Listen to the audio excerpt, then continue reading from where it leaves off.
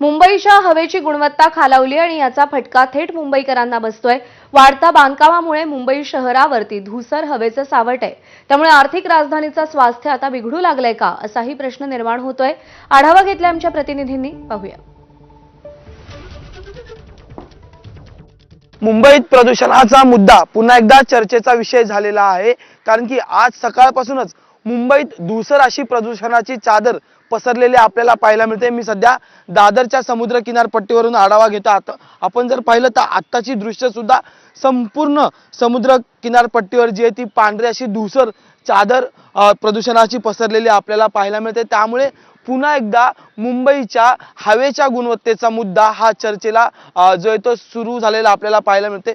विशेष म्हणजे की मागच्या महिनाभरात मुंबईचा AQI जो आहे तो वर खाली होताना पाहायला मिळत होता। त्यात दादर, माहीम, वांद्रे कुर्ला कॉम्प्लेक्स असेल, मालाड मालवणीचा परिसर असेल किंवा कोलाबाचा परिसर असेल, या ठिकाणी AQI जो आहे तो 200च्या वरती गेला होता। आणि आता सुद्धा आपण जर पाहिलं तर मुंबईच्या समुद्र किनाऱ्यावरून दादर चौपाटीवरून थेट आपल्याला सीलिंगची दृश्य पाहायला मिळतात, पण जो वरळी सीलिंग आहे तो सुद्धा जो आहे तो या प्रदूषणामुळे धूसर असा पाहायला मिळते। AQIचं आणि हवेच्या गुणवत्तेचं निरीक्षण केलं जात आहे, पण ग्राउंडवरची परिस्थिती सध्या तरी आता खूप बिकट झालेली आहे, कारण की अनेक ठिकाणी जे ते मास्क घालून लोक बाहेर पडताना पाहायला मिळतात।